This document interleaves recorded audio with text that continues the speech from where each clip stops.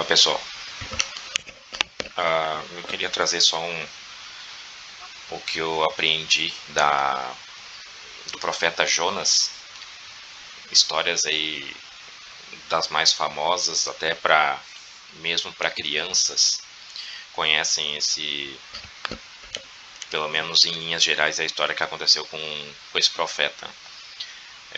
O Messias aplicou uma alegoria em relação à história dele para aquela geração perversa e adúltera contemporânea a ele, que estava pedindo a ele um sinal, né? Um sinal de que ele realmente era aquele que haveria de vir, né? E pela perversidade deles, o Messias respondeu que eles não veriam sinal algum a não ser aquele do profeta Jonas, né? Porque esse profeta que ele teve 3 dias no ventre do grande peixe e depois ele foi devolvido. Ele pode-se dizer que ele ressurgiu, né? Teve no abismo das águas e ao terceiro dia ele ressurgiu. Por isso, claro que ele estava falando do próprio madeiro dele, do martírio dele, que ele seria entregue à morte e ao terceiro dia ele ressurgiria. Mas como todas as coisas que o Messias fez têm o seu caráter de profecia, né? Porque aquele ser que estava ali, ele transita com toda a propriedade do mundo entre as coisas físicas e as coisas espirituais. Ele mostrava em cada passo que ele dava as coisas espirituais por meio do advento físico criado por ele, né? E mesmo a gente que já tem saído do Egito, é claro que eu entendo que isso é um caminho, né? O caminho daquelas chamas acesas uma a uma da menorá. Mas mesmo pessoas que já tenham saído do Egito, elas têm ainda um pouquinho algumas, né, têm dificuldade de entender que as coisas executadas pelo nosso Salvador fisicamente, elas representam entendimentos, né? Elas representam sinais e curas físicas, né? Representavam sinais e curas espirituais, né? E que de fato é o que interessa, porque as coisas físicas a gente sabe que são temporárias e que elas não são perenes, né? Basta a gente ir no cemitério e comprovar isso, né? Porque lá no cemitério ninguém tem dor nas costas, ou, né? Ninguém tá com enxaqueca, certo? No cemitério não tem isso mais, né? Porque essas coisas já passaram, né? Foram passadas. E no entanto, as nossas enfermidades espirituais são as que contam, tá? E essas é que precisam ser reparadas e curadas para que a gente adentre o templo. Então, do mesmo modo, os sinais que ele fez também vão repercutir de maneira espiritual no restante do corpo dele, porque o que a cabeça passou, e ele é a cabeça do nosso corpo, o corpo também passará, né? De modo que qualquer coisa que acontece com o corpo, a cabeça é a primeira a processar, né? A gente sabe que funciona assim. Então, aqui da mesma maneira, o sinal de Jonas, claro, está bem claro, a primeira camada de percepção é que ele foi morto no madeiro e ressurgiu ao terceiro dia, né? Ou seja, a verdade e o espírito do Criador foi abafado por aqueles 3 dias, né? E ao terceiro ele ressurgiu, né? Mas eu entendo também que aí numa segunda camada de percepção, que esse profeta que ele representa o remanescente de Israel, ou seja, o espírito do Criador estando sendo impregnado de uma vez por todas na própria casa de Judá, que é o resto de Jacó, tratado nos profetas dessa maneira, né? O resto de Jacó, o remanescente de Israel, né? Que terá a sua... Lembre-se que a gente teve uma manifestação bastante grande disso há mais ou menos 2 dias atrás, certo? Ou 3 dias, se preferirem. E depois ela foi abafada. Ela foi abafada por um peixe, por uma besta do mar, tá? Ela não foi morta, tanto que o profeta continuou vivo dentro das entranhas do peixe. Mas ela não foi morta, mas ela foi bastante atrapalhada, vamos dizer assim. Ela foi impedida, ela foi perseguida, ela foi abafada. Mas depois, no raiar do terceiro dia, ela foi devolvida. Ela voltou com as possibilidades e com a força que ela tinha até então, certo? E isso aqui, o período do profeta ser engolido e o período do profeta ser devolvido, a gente pode entender assim como a chuva temporânea e a chuva serôdia, né? Quer dizer, a besta do mar ela engoliu essas palavras de verdade, esse espírito. A gente vai entender agora na sequência o porquê que eu tenho entendido, pensado assim, né? A besta do mar ela engoliu quando ela estava no ápice da mensagem, vamos dizer assim, né? Engoliu e manteve abafado por 2 dias ou 2 milênios, porque 1000 anos são como um dia para o Criador.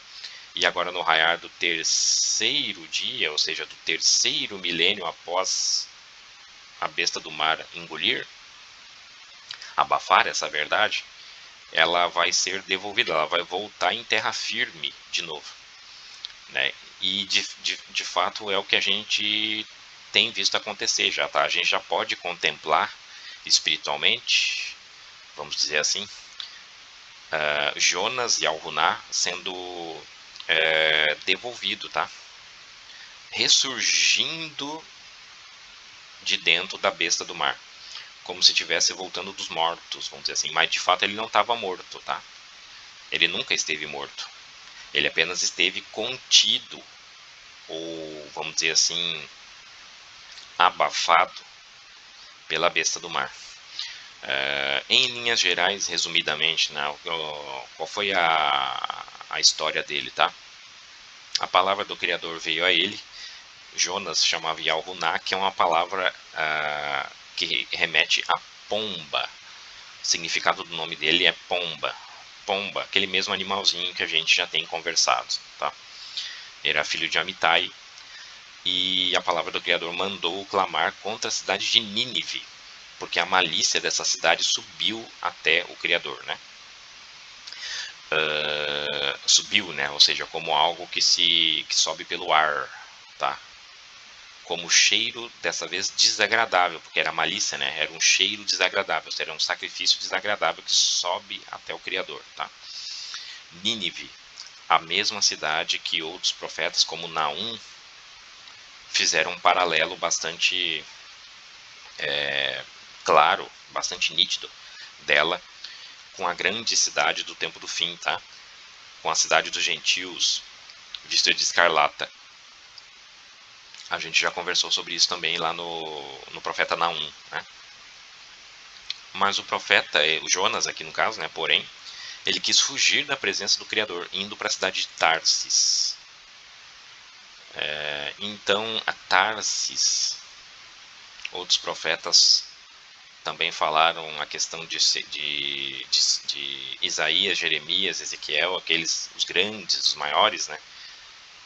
Na verdade, eu não devo dizer grandes, porque essa é uma divisão religiosa, essa questão de profetas grandes e profetas menores, né? Porque, na verdade, todos eles falavam das coisas do Criador.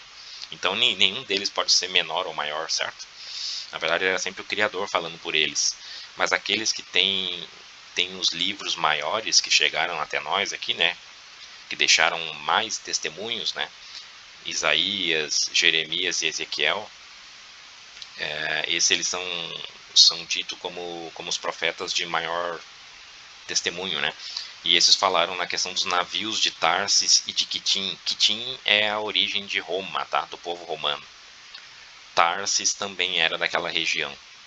Então vejam que ele quis fugir da presença do Altíssimo, quis virar as costas para o Criador, vamos dizer assim, mesmo ele tendo recebido a incumbência de pregar contra essa cidade aqui, e fugiu. Ele quis pegar um navio e foi para Tarsis, que é uma cidade, é um povo que remete a Roma lá, tá? Então o Altíssimo lançou sobre o mar um grande vento e fez-se uma tempestade que afligiu o navio em que o Jonas estava. Os marinheiros tiveram medo e clamavam cada um ao seu Deus, ao seu ídolo, tá? Jogando ao mar a carga que estava no navio para o aliviarem. Jonas, nessa ocasião, ele dormia no porão e foi acordado pelo capitão do navio. Então os tripulantes do navio, lançaram sortes para saber por causa de quem lhe sobreveio aquele mal. E a sorte exatamente caiu acusando Jonas, que confessou o motivo. Qual era o motivo? A desobediência ao Criador. Ele tinha desobedecido ao Criador sob a ordem de pregar contra Nínive, e aí ele trouxe aquela desgraça sobre aqueles que também estavam com ele.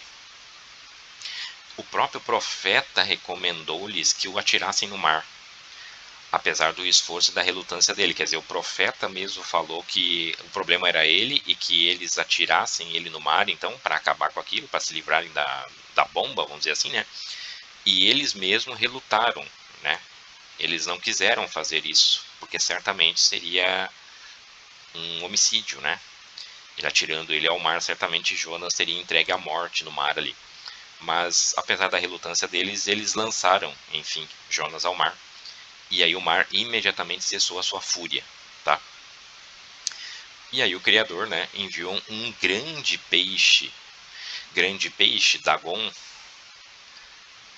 Dag, peixe em hebraico, Dagon, peixe grande, né? A terminação on seria no aumentativo, né? Dagon, o ídolo dos filisteus, é o mesmo lá de trás, tá? Não existe nada de novo debaixo do sol, certo? Dagon. É importante essas informações para que a gente faça link agora para a gente entender as questões do tempo do fim. Isso é uma profecia, certo? As palavras do Criador não passam, elas são perenes, elas continuam. Tá? Dagon, o peixe grande, ou, se preferirem, a besta do mar. Essa besta do mar, esse grande peixe, engoliu Jonas. E o profeta esteve 3 dias e 3 noites no ventre desse grande peixe. Ele não morreu. Ele permaneceu contido, vamos dizer assim, mas ainda vivo, dentro do ventre desse peixe, tá? Aí o capítulo 2 inteiro do livro trata-se do clamor, claro, só clama quem está vivo, certo? Ele ainda foi preservado vivo dentro do ventre do peixe. E por estar vivo é que ele, no capítulo 2 inteiro, ele clamava ao Criador pela sua salvação, com arrependimento. Ele estava arrependido pelo que fez desde o interior da besta do mar, ou seja, o ventre da sepultura, do Sheol, tá? E aí depois, no final do segundo capítulo, o Altíssimo ordenou então que o peixe vomitasse o profeta Jonas em terra seca. Mais ou menos com uma figura que a gente está vendo aqui, que logo a gente já vai ampliar, trazer uma ampliação dela. Bom, aí veio pela segunda vez, né, a segunda chance, vamos dizer assim, do Criador, a palavra do Criador, repetindo a ordem a Jonas. E dessa vez ele se levantou e foi à cidade de Nínive, tá? E entrando na cidade, ele clamava que dentro de 40 dias essa cidade seria destruída. 40 dias Nínive seria destruída. Lembre-se que a palavra lá atrás, ele recebeu a ordem lá atrás. E na figura alegórica do profeta aqui, ele recusou. Aí ele passou por 2 dias de abafamento e repetiu depois. Depois ele ressurgiu e repetiu a mensagem. Mas veja, a mensagem ela estava dita lá de trás. E o prazo do Criador de 40 dias para que Nínive seja destruída é o mesmo que coincide aos 40 jubileus, ou seja, 2000 anos do anúncio já do arrependimento, a mensagem de arrependimento a essa cidade, a besta que se ergueu do mar, Nínive, certo? Já vamos entender o porquê. Basta ler o profeta Naum para fazer os paralelos com ela, tá? Então veja que o prazo de arrependimento, desde dessa mensagem, a mensagem do Espírito, tá? Ela já era lá atrás 40 dias, ou 40 jubileus, para que a cidade se arrependa. depois dela, né, depois desse prazo, se não houvesse o arrependimento, ela seria destruída, ela seria entregue à destruição pelo próprio Criador, tá? Mas acontece que nessa sombra aqui, a gente sabe que a Nínive espiritual, ela também está tendo os mesmos 40 dias espirituais, que são 40 jubileus, 2000 anos para se arrepender, e ela não tem se arrependido.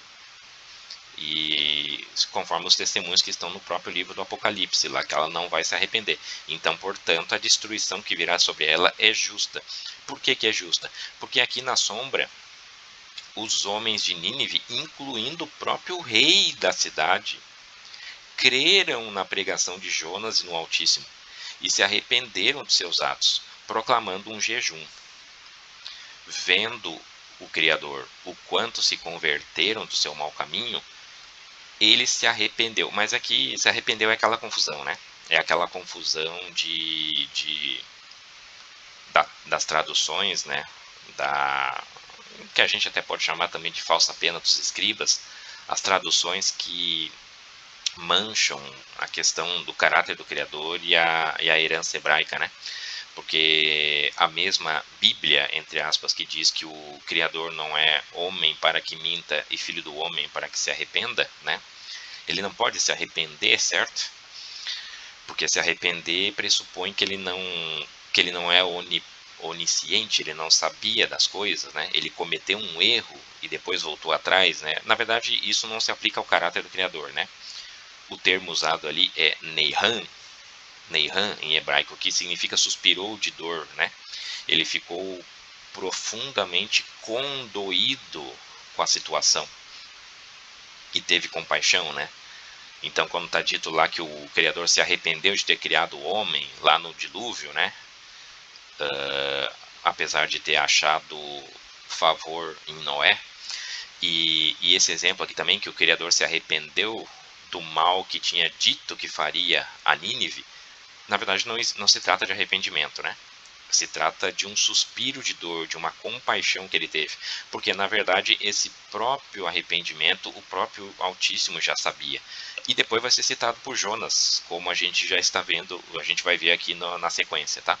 Então, aqui o termo é Neihan, o Criador suspirou de dor, teve compaixão, se condoeu desse mal que tinha dito que lhes faria, e não o fez. O Criador poupou a cidade de Nínive, olha só, por conta do arrependimento dele. É isso aqui deles, né? Inclusive o próprio rei, tá? É isso aqui que é o fiel da balança da condenação da grande Nínive agora, tá?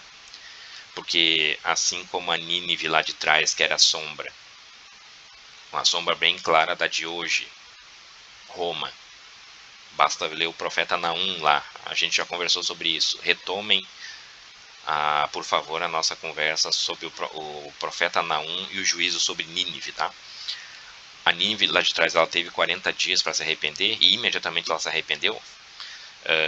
A Nínive de hoje, ela também está tendo os mesmos 40 dias espirituais, ou seja, 40 jubileus para se arrepender, e não está se arrependendo. É isso que está sendo aplicado o juízo aqui por conta disso, por causa da história de Jonas, tá? E veja, não existe pombas, representação do Espírito do Altíssimo, denunciando e pregando contra eles ainda hoje? Sim, é o que nós temos feito e vendo, é o que nós temos visto também, certo? Então veja que o testemunho é o mesmo, tá? É a mesma coisa que aconteceu lá atrás. Mas então o fato do Criador ter voltado atrás na condenação de Nínive desagradou Jonas, que procurou justificar, ou seja, ele usou isso como justificativa da sua fuga para Tarsis lá no início, com o pretexto da misericórdia e da compaixão do Criador. Jonas já sabia sobre a misericórdia e a compaixão do Criador. Neihan foi isso que ele teve aqui, ó, misericórdia e compaixão, tá? E aí o próprio profeta desejou morrer, ou seja, ele aplicou essa justificativa, né? Dizendo que não tinha motivo dele ir lá pregar a Nínive, porque ele já sabia da misericórdia e da compaixão do Criador. Mas acontece que o arrependimento, a compaixão e a misericórdia do Criador, ela só vem com arrependimento. E o arrependimento só vem com exortação, com a denúncia. Se a gente não falar sobre o erro para aqueles que estão desviados, eles jamais vão se arrepender, certo? Eles vão achar que estão no caminho. A gente precisa exortar sobre o desvio do caminho para que haja arrependimento. E só havendo arrependimento é que existe o Neihan, né? Que é a misericórdia e a compaixão do Criador, tá? Então, de qualquer maneira, a gente precisa sim pregar contra Nínive. A gente precisa pregar contra Nínive, certo? E esse é um dos motivos que me levou a deixar as impressões do que eu tenho entendido para quem estiver disposto a ouvir, né? E eu tenho feito, um dos meus caminhos é aqui no YouTube, tá? Então o profeta saiu, já no último capítulo, né? O profeta saiu para o oriente da cidade, assentando-se debaixo da sombra de uma barraca que fizera, até ver o que aconteceria com a cidade. E o Criador fez nascer uma boboreira que cresceu por cima do profeta, lhe fazendo sombra. E o que agradou muito ao profeta por conta do sol, né? Ele acabou abrigando o profeta do juízo do sol, o calor do sol. Mas no dia seguinte, o Criador enviou um verme, um bicho, lá está tratado como um verme, que feriu essa árvore. E essa secou. E aí, pela boboreira ter secado, ela já não fez mais sombra. E o sol, de certa forma, acometeu com força o profeta. E ele acabou desmaiando sob o sol. E desejou novamente a morte. Ao que o Criador lhe perguntou se era justa aquela sua ira e indignação por conta da aboboreira. E Jonas disse que sim, que era justo que ele quisesse morrer. E aí vem a exortação, destacada em azul, a exortação final aqui do Criador contra, vamos dizer assim, o profeta, tá? Ou seja, a resposta é a justiça do Criador sendo estampadas para ele, tá? Ele teve compaixão da aboboreira, na qual ele não trabalhou e nem fez crescer. Que numa noite ela nasceu e na outra ela já foi seca, ela pereceu. Ou seja, se o profeta teve compaixão de algo tão fugaz como uma aboboreira, que é comparado à nossa própria vida, né?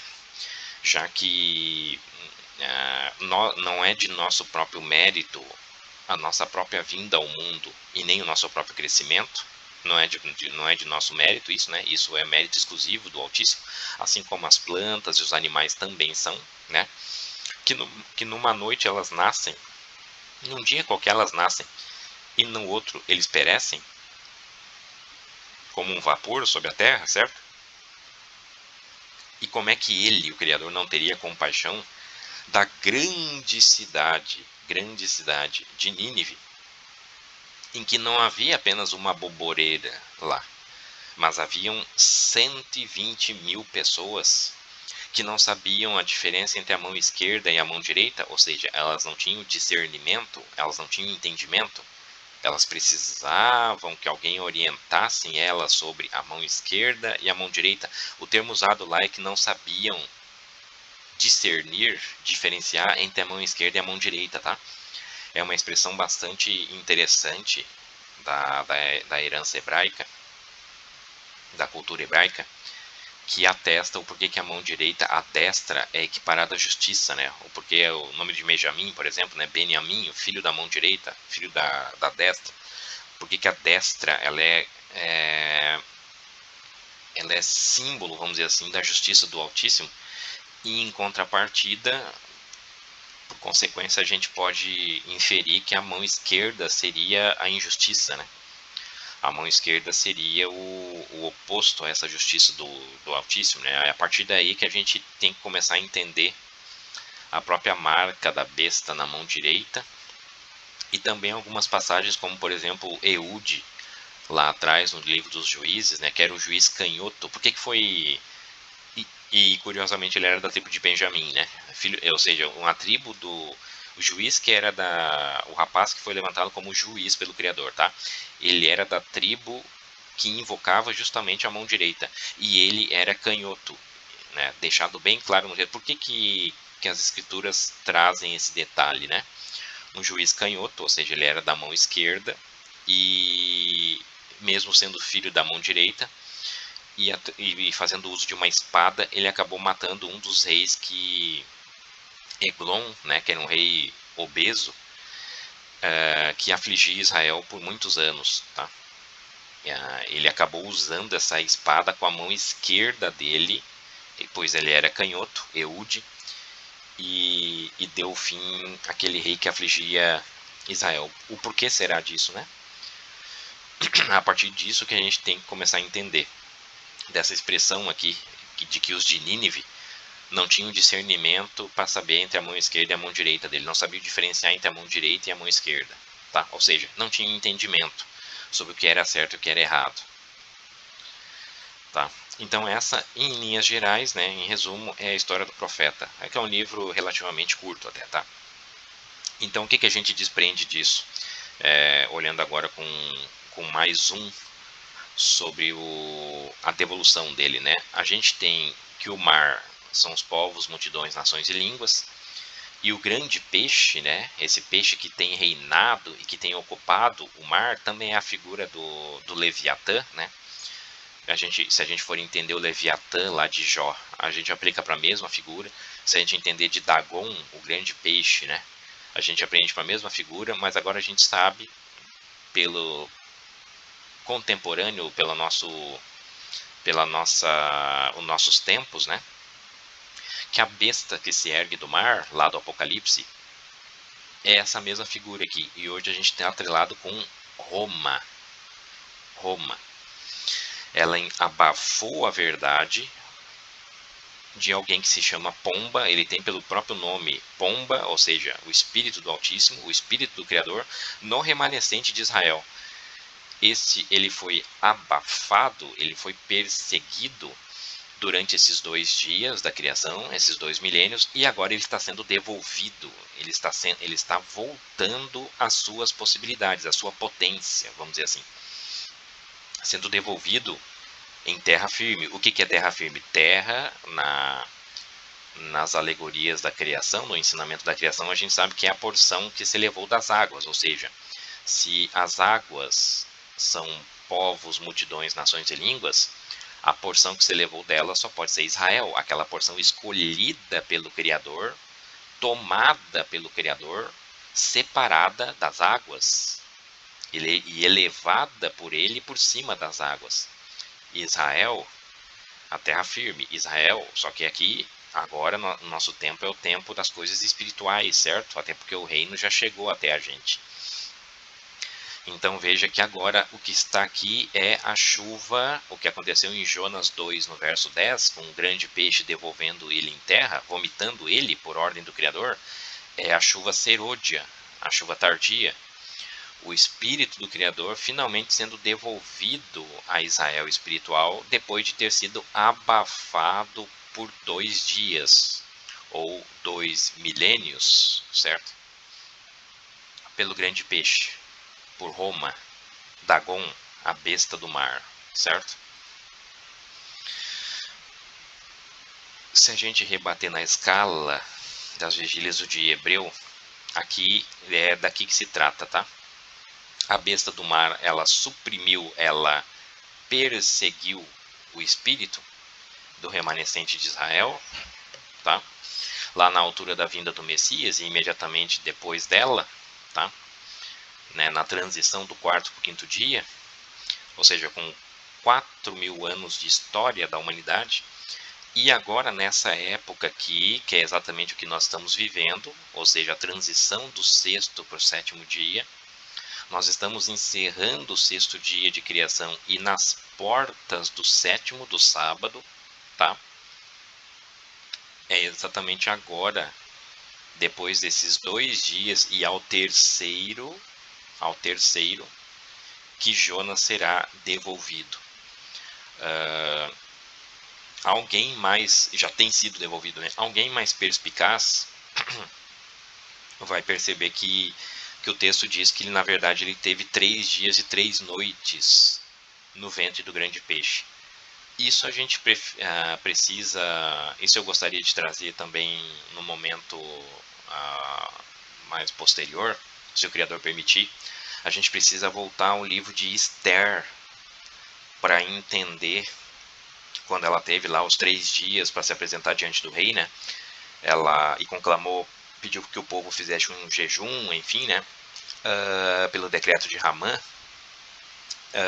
a gente entende ali, pelo que está ali, a cultura hebraica do modo que eles contavam os dias, né? E a própria questão também da ressurreição do Messias, tá? Porque muita gente fica com essa dúvida de que apenas se passaram 2 dias, não foram bem 3, foram 2, desde da véspera do sábado, né? Quando o Messias foi sacrificado, o cordeiro foi sacrificado à tardinha, e depois no dia pós-sábado, quando ele ressuscitou.